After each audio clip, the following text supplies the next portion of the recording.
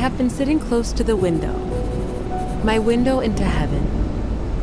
My eyes fixed on Akka, that city in the distance, white in the sunlight, has been drawing the very soul out of me. I have been feeling the power of the magnet there.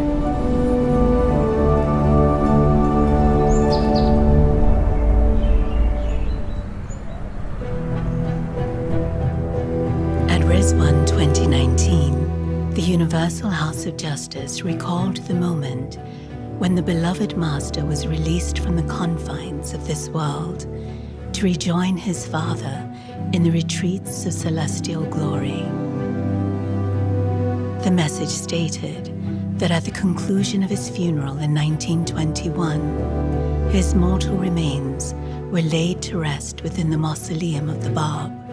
However, it was envisaged by Shoghi Effendi that this would be a temporary arrangement. A shrine was to be erected of a character befitting the unique station of Abdul-Baha.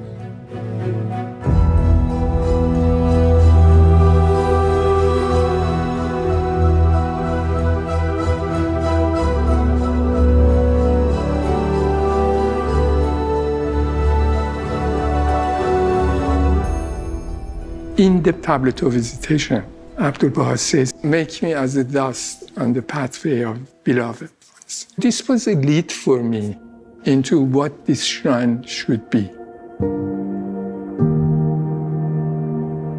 It is humble, and it has gone under the ground, and this makes it very unique to see the garden coming and combining with the building. It is somehow a mix of garden and building together.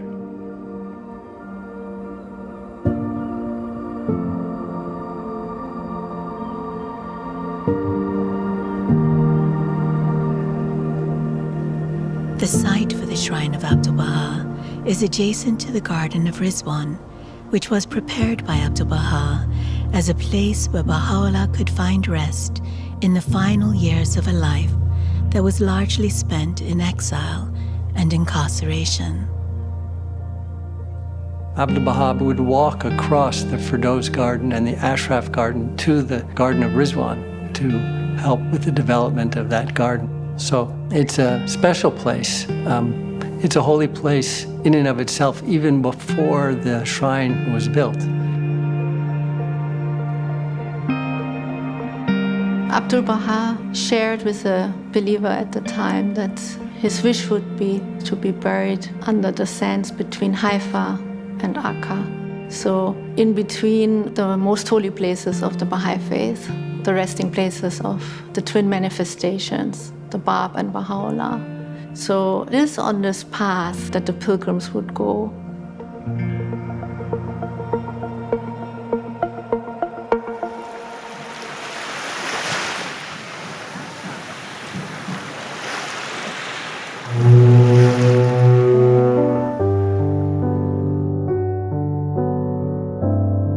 When the early pilgrims would come here, and they would arrive here by steamership, and beloved Abdul-Baha would send a carriage for them, they talk about the fact that the waves from the Mediterranean Sea would lap up on the wheels and on the hooves of the horses.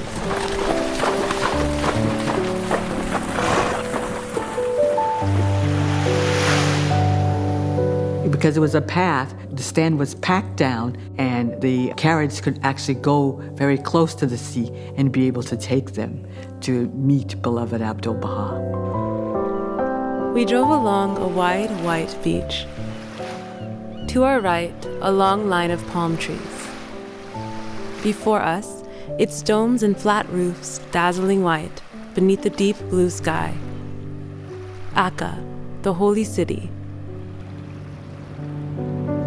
When the pilgrims came, they were longing to meet their beloved. They were thinking about their beloved. One of the properties of this design is that it is well thought about the meditative path that you have to walk through in order to enter the shrine. The shrine of Abdul-Baha is opposite to the Rizwan garden. And in between them, there is a path which has very tall trees on both sides. And in all these paths, there is nothing else to disturb your concentration and meditation about who you are going to meet, what was his attributes, and what you can learn from him.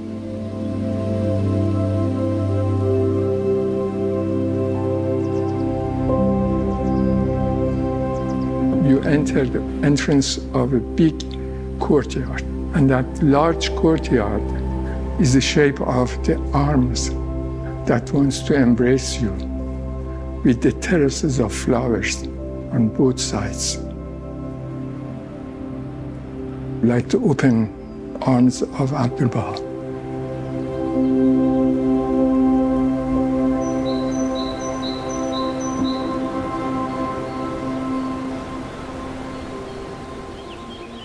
The construction of the shrine began immediately after the Universal House of Justice announced the project to the global Baha'i community. Very quickly, the project office came together, and by June of the same year, 2019, we have been in operation here. So the foundation was such a substantial element of this project in the beginning, where we spent many, many months leveling the ground because it's close to the Mediterranean Sea and making sure that we're starting off on a substantial footing.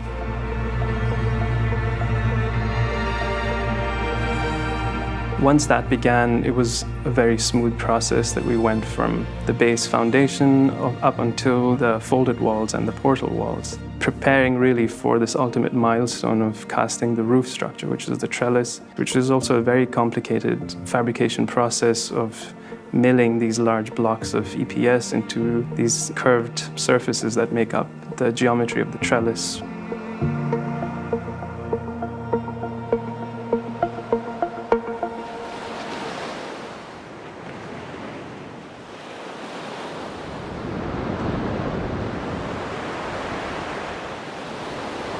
In early April 2022, a fire caused by an accident broke out at the site.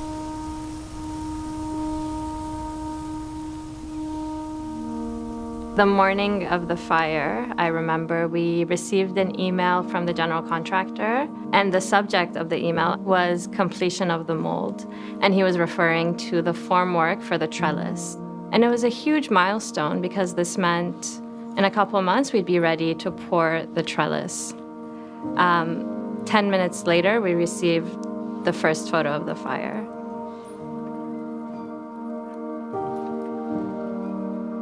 That was really hard for us to digest, as well as not just us, but also every person that was working on site, because they had taken such high levels of ownership of the work that they were doing. And they were really partners with us. It's a testament to how much this project meant to everyone we work very closely with, how they understood the significance of being a part of such an amazing project and what this shrine means to the entire Baha'i world. And what came immediately to my heart, actually, was, well, Abdul-Baha's built a shrine. He built the Shrine of the Bab. And he said, every stone of that building I have with infinite tears and at tremendous cost raised and placed into position. And somehow reminding myself of those words was an anchor. A few of the other local people who were standing around me, they were all sobbing and crying. The only thing was in my mind, what's going to happen after the fire? And what would be my first step after the smoke settled down? The next morning was a Saturday. 10 o'clock in the morning, we had a meeting in the office with the project manager, and I remember very, like it was yesterday, very vividly, he said, this was an event, it happened, we're gonna move forward. I think there were the two. But if there's extra, Nothing here, so all the water. so the sleeve, the one area. The images and scenery was unbelievable, but yet we knew the project survived because we saw what was burned. It was all the bills and vessels, not the structure itself. The first step we really had to take after the site was made safe was to collaborate with the government officials whose responsibility it was to ascertain the cause of the fire. Our priority was to see the neighbors and the people working there safe. We got a lot, I would say, over 100 messages of sympathy, support, questions like how can we help? These came from the mayors of cities, including Akka, but also from national government officials, from neighbors, and just from concerned friends here in the country.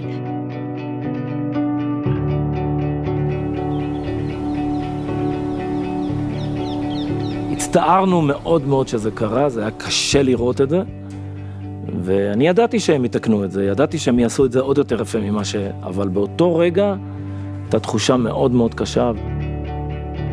עבדולבהא' פעל פה מיד אחרי מלחמת העולם הראשונה. הוא היה פקטור מאוד מרכזי בשיתוף הרווחתי ובעזרה שלו לאנשים כדי פשוט להציל אותם מהרעב שהיה פה בארץ. והוא באמת ראוי למקדש שבונים לו. This scale of disaster, a lot of time make people give up, surrendered, frustrated, but not here, not here. It's a place with a very strong spirit here. كملنا بالمشروع لأنه إحنا لقينا صاحب المشروع عنده قوة وعنده معنويات عالية جدا اللي هو اثبت لنفسه واثبت لنا انه بده يكمل المشروع. احنا كلنا مع بعض احنا توحدنا وقمنا وكملنا المشروع وان شاء الله راح يكملوا للاخر. People believe in this. It was more than engineering. It was the soul behind the building, the shrine. I think it's very important project not only for the Baha'i. It's very important to all the close neighbors and all the city. Things don't go easy in life. You have to overcome a lot of obstacles and a lot of things that happen to you in the way. And I think this is a good sample that in the end of the day, when the shrine will be standing and beautiful and everybody will look, the spirit of not to give up is what makes this place so special.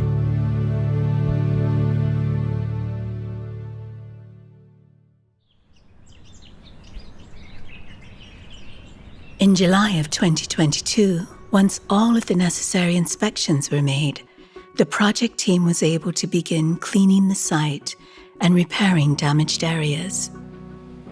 One simple task was to just clean the site, get rid of the debris, and then washing the walls, sandblasting where needed. So really clean up the site so we can see. The body of the concrete was intact, and we made sure that's the case by doing many tests right after, within the first few weeks. And they call it core test and drilling test, which is specified by structural engineer. Because of this level of accuracy needed, we decided the best thing is to rebuild the column, even though they were structurally sound.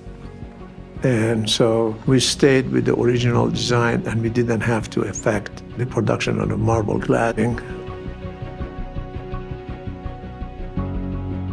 We are utilizing this opportunity to refine what we had done before, to learn from it, to optimize as much as we can, and do it faster and do it better.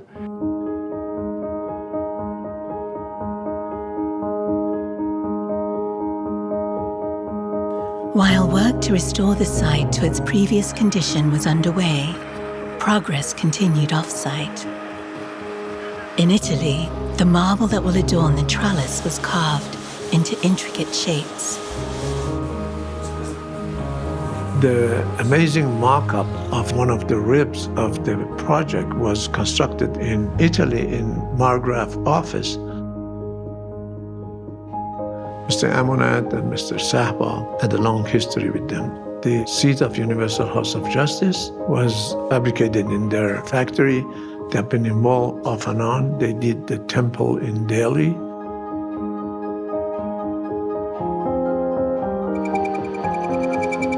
Meanwhile, at the iron shop of the Baha'i World Center, staff and local artisans were swiftly fabricating lampposts that will beautify the gardens in day and illuminate them at night.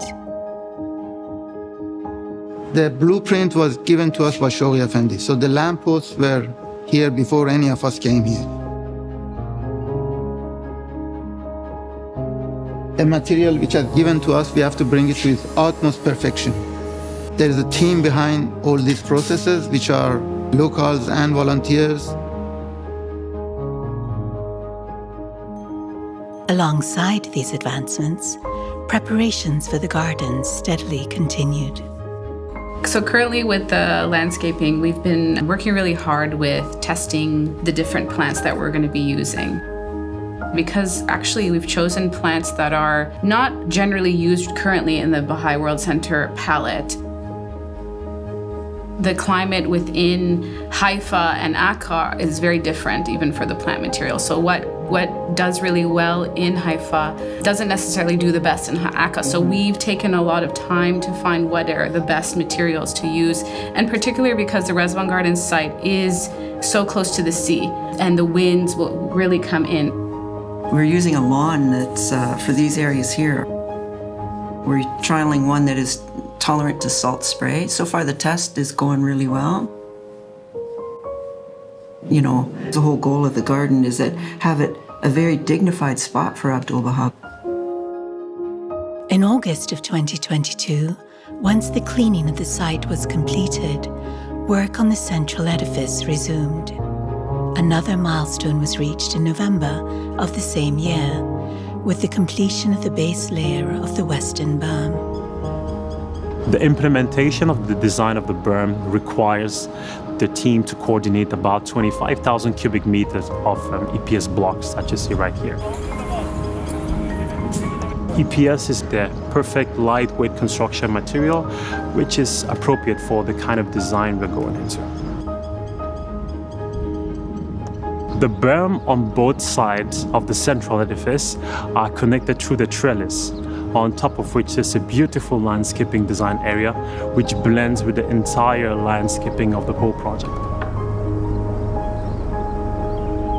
On the northeast corner of the site, work began in December of 2022 on the Akka Visitors Center, which will welcome pilgrims and visitors to the Shrine of Abdul-Baha and the Rizwan Garden.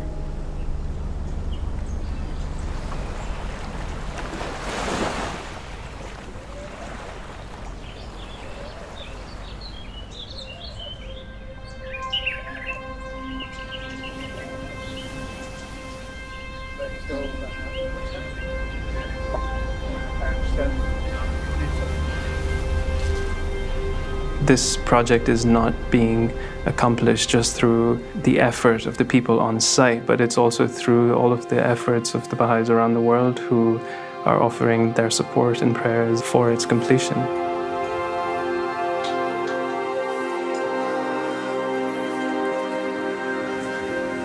El diseño del santuario de Abdul-Baha me hizo pensar en qué bendición más grande estar en una época tan especial, en donde podemos ver la construcción física de algo que también en esencia es espiritual.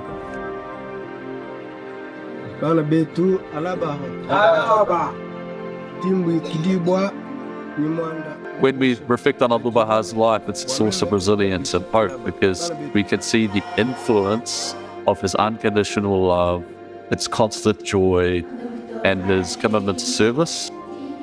Aí a gente sempre retorna para a figura de Abdul-Baha. Se a gente sempre lembra desse exemplo, é mais fácil enxergar o final. C'est comme si il avait toujours les yeux fixés vers l'horizon, toujours les yeux fixés vers la destination.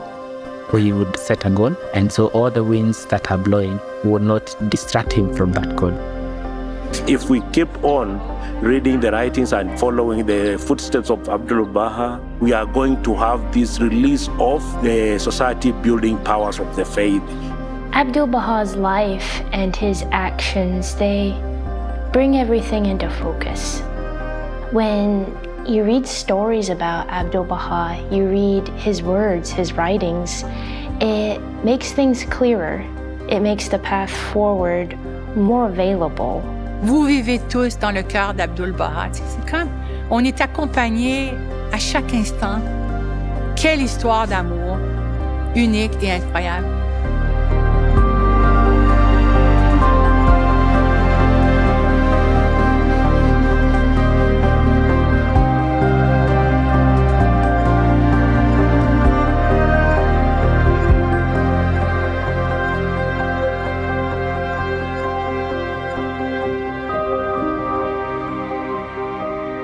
Our carriage stopped.